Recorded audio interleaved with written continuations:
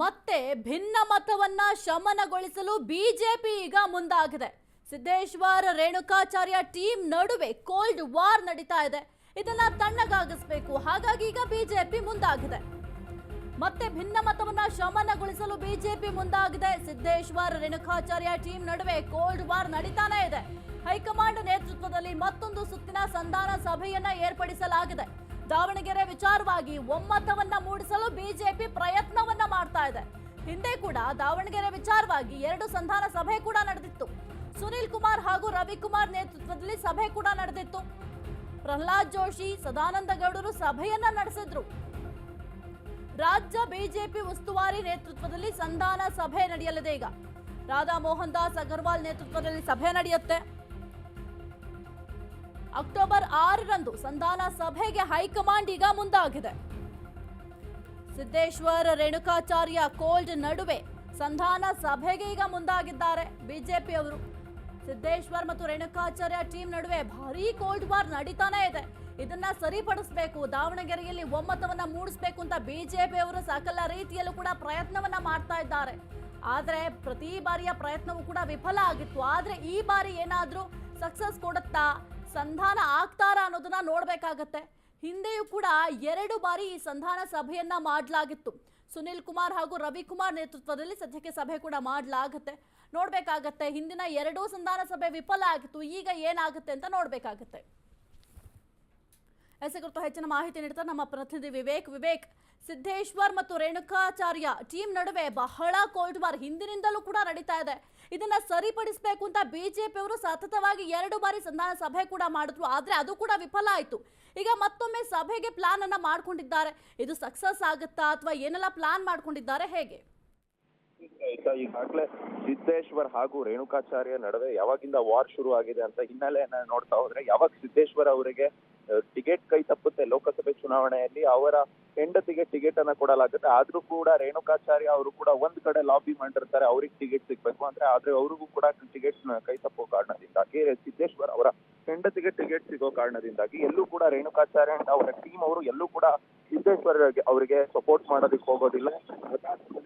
ಮುಂದೆ ಇನ್ನು ಒಂದಿಷ್ಟು ಗಲಾಟೆಗಳು ಕೂಡ, ಸಣ್ಣ ಪುಟ್ಟ ಗಲಾಟೆಗಳು ಕೂಡ ಕ್ಷೇತ್ರದಲ್ಲಿ ನಡೀತಾ ಹೋಗುತ್ತೆ. ಇದನ್ನೆಲ್ಲದಕ್ಕೂ ಭಿನ್ನಮತ ಶಮನಗೊಳಿಸೋದಕ್ಕೆ ಒಂದಿಷ್ಟು ರಾಜ್ಯ ನಾಯಕರು ಕೂಡ ಒಂದು ಕೋರ್ ಕಮಿಟಿ ಟೀಮ್ ನಲ್ಲಿ ಇರ್ತಕ್ಕಂಥವ್ರು ಒಂದಿಷ್ಟು ಮಾಹಿತಿ ಕೊಂಡು ರಾಜ್ಯ ನಾಯಕರಾದಂತ ಸುನಿಲ್ ಕುಮಾರ್ ಹಾಗೂ ರವಿಕುಮಾರ್ ಅವರಿಗೆ ಒಂದು ಟಾಸ್ಕ್ ಅನ್ನ ಕೊಡಿಸ್ತಾರೆ ಅವರಿಬ್ಬರ ನಡುವೆ ಭಿನ್ನಮತ ಶಮನಗೊಳಿಸೋದಕ್ಕೆ. ಆದ್ರೆ ಅದು ಕೂಡ ವಿಫಲ ಆಗುತ್ತೆ. ಅದಾದ ಬಳಿಕ ಮೊನ್ನೆ ನಡೆದ ಕೂಡ ಒಂದಿಷ್ಟು ಚರ್ಚೆ ಆಗುತ್ತೆ. ಅದಾದ ಬಳಿಕ ಪ್ರಹ್ಲಾದ್ ಜೋಶಿ ಹಾಗೂ ಸದಾನಂದ ಗೌಡ ಅವರಿಬ್ಬರ ನೇತೃತ್ವದಲ್ಲೂ ಕೂಡ ಅಷ್ಟೇ ಒಂದು ಸಂಧಾನ ಸಭೆಯನ್ನ ಮಾಡಲಾಗುತ್ತೆ. ಆ ಸಂಧಾನ ಸಭೆ ಕೂಡ ವಿಫಲವಾಗುತ್ತೆ. ಈಗ ಎಲ್ಲೂ ಕೂಡ ಕೈ ಬಿಡದಂತೆ, ಅಂದ್ರೆ ದಾವಣಗೆರೆಯಲ್ಲಿ ಮತ್ತೆ ಮುಂದಿನ ಗೆಲ್ಲಬೇಕು ಅಂತ ಪಣ ತೊಟ್ಟಿರುವ ಬಿಜೆಪಿಗೆ, ಇದರಲ್ಲೂ ಕೂಡ ಈ ಹಿಂದೆ ಅಮಿತ್ ಶಾ ಅವರು ಕೂಡ ಅಷ್ಟೇ ರಾಜ್ಯಕ್ಕೆ ಭೇಟಿ ನೀಡಿದಂತ ಸಂದರ್ಭದಲ್ಲಿ ದಾವಣಗೆರೆ ನಾವು ಈಸಿಯಾಗಿ ಗೆಲ್ತಕ್ಕಂಥ ಕ್ಷೇತ್ರವನ್ನ ನೀವು ಕಳೆದುಕೊಂಡಿದ್ದೀರಾ, ಇಲ್ಲೇ ಇರ್ತಕ್ಕಂಥ ಒಂದಿಷ್ಟು ಎಲ್ಲ ಶಮನಗೊಳಿಸಿ ಅಂತ ಕಳೆದ ಬಾರಿಯೇ ಹೇಳಿ ಹೋಗಿದ್ರು ರಾಜ್ಯಕ್ಕೆ ಬಂದಂತ ಸಂದರ್ಭದಲ್ಲಿ. ಆ ನಿಟ್ಟಿನಲ್ಲಿ ಈಗ ಬಿಜೆಪಿ ರಾಜ್ಯ ಉಸ್ತುವಾರಿ ಆದಂತ ರಾಧಾ ಮೋಹನ್ ದಾಸ್ ಅಗರ್ವಾಲ್ ಅವರ ನೇತೃತ್ವದಲ್ಲಿ ಇದೇ 6ನೇ ತಾರೀಕು, ಅಂದ್ರೆ ಅಕ್ಟೋಬರ್ 6ನೇ ತಾರೀಕು ಇನ್ನೊಂದು ಭಿನ್ನಮತ ಶಮನಗೊಳಿಸುವ ಒಂದು ಸಭೆಯನ್ನ ಕೂಡ ಕರೆದಿದ್ದಾರೆ. ಆ ಸಭೆಯಲ್ಲಿ ಬಹುತೇಕವಾಗಿ ಈಗಾಗಲೇ ಏನು ಸಿದ್ದೇಶ್ವರ್ ಹಾಗೂ ರೇಣುಕಾಚಾರ್ಯ ಟೀಮ್ ನಡುವೆ ಇದ್ದಂತ ಕೋಲ್ಡ್ ವಾರ್ ಎಲ್ಲದಕ್ಕೂ ಕೂಡ ತೆರೆ ಎಳೆಯೋದಕ್ಕೆ ಈಗಾಗಲೇ ರಾಧಾ ಮೋಹನ್ ದಾಸ್ ಪ್ಲಾನ್ ಮಾಡ್ಕೊಂಡಿದ್ದಾರೆ. ಇದನ್ನ ಹೊರತುಪಡಿಸಿ ಇನ್ನೊಂದು ಈಗಾಗಲೇ ಕೋಲ್ಡ್ ವಾರ್ ಸ್ಟಾರ್ಟ್ ಆಗೋದಕ್ಕೆ ಇನ್ನೊಂದು ಕಾರಣಗಳು ಏನಂತ ಪ್ರಮುಖವಾಗಿ ನೋಡ್ತಾ ಹೋದ್ರೆ, ಈಗಾಗಲೇ ನೂತನವಾಗಿ ಜಿಲ್ಲಾ ಅಧ್ಯಕ್ಷರು ರಾಜ್ಯದಂತ ಏನು ಆಯ್ಕೆ ಮಾಡಿದ್ರು, ಅದರಲ್ಲೂ ಕೂಡ ಅಲ್ಲಿ ದಾವಣಗೆರೆಯಲ್ಲಿ ಜಿಲ್ಲಾ ಅಧ್ಯಕ್ಷರ ಆಯ್ಕೆ ಆದಂತವರು ರೇಣುಕಾಚಾರ್ಯ ಅಂಡ್ ಎಲ್ಲೂ ಕೂಡ ಸಿದ್ದೇಶ್ವರ್ ಅವ್ರಿಗೆ ಬೆಲೆ ಕೊಡೋದಾಗಿರ್ಬೋದು, ಸಿದ್ದೇಶ್ವರ್ ಅವರ ಜೊತೆ ಗುರುತಿಸ್ಕೊಳ್ಳೋದಾಗಿರ್ಬೋದು ಎಲ್ಲೂ ಕೂಡ ಮಾಡ್ತಿಲ್ಲ. ಹಾಗಾಗಿ ಸಿದ್ದೇಶ್ವರ್ ಹಾಗೂ ಪಿ ಹರೀಶ್ ಅವರ ಟೀಮ್ ನ ಕೋಪ ಒಂದಿಷ್ಟು ಅವ್ರಿಗೆ ಕೂಡ ಕೆಂಗಣಿಗೆ ಗುರಿ ಆಗ್ತಿದ್ದಾರೆ ದಾವಣಗೆರೆಯ ಜಿಲ್ಲಾ ಅಧ್ಯಕ್ಷರು. ಆ ನಿಟ್ಟಿನಲ್ಲಿ ಮುಂದಿನ ದಿನಗಳಲ್ಲಿ ಜಿಲ್ಲಾ ಅಧ್ಯಕ್ಷರಿಗೆ ಬದಲಾವಣೆ ಮಾಡಿ ಅಂತ ದೊಡ್ಡ ಮಟ್ಟದಲ್ಲಿ ಮೊನ್ನೆ ಅಷ್ಟೇ ನಡೆದಿದ್ದ ಚಿಂತನಾ ಬೈಠಕ್ನಲ್ಲೂ ಕೂಡ ಅಷ್ಟೇ ಸಿದ್ದೇಶ್ವರ್ ಅವರ ಮನವಿಯನ್ನ ಮಾಡಿದ್ರು. ಮತ್ತೆ ಈಗ 6ನೇ ತಾರೀಕು ಕೂಡ ಅಷ್ಟೇ ಅದೇ ಮನವಿಯನ್ನ ಮುಂದೆ ಕೂಡ ಇಡಲಿದ್ದಾರೆ ಎಂಬ ಮಾಹಿತಿ ಕೂಡ ಬರ್ತಾ ಇದೆ. ಒಂದು ವೇಳೆ ಇವರ ಇಬ್ಬರ ನಡುವೆ ಇರ್ತಕ್ಕಂಥ ಭಿನ್ನಮತ ಶಮನಗೊಳಿಸೋದಕ್ಕೆ ನೂತನ ಜಿಲ್ಲಾ ಅಧ್ಯಕ್ಷರಿಗೆ ಆಯ್ಕೆ ಮಾಡ್ತಾರ ಅಥವಾ ಅದೇ ಇದ್ದಂತ ಜಿಲ್ಲಾ ಅಧ್ಯಕ್ಷರಿಗೆ ಮುಂದುವರೆಸಿ ಇಬ್ಬರ ನಡುವೆ ಶಮನಗೊಳಿಸ್ತಾರ ಅಂತ ಕೂಡ ಕಾದ್ ನೋಡ್ಬೇಕಾಗುತ್ತೆ.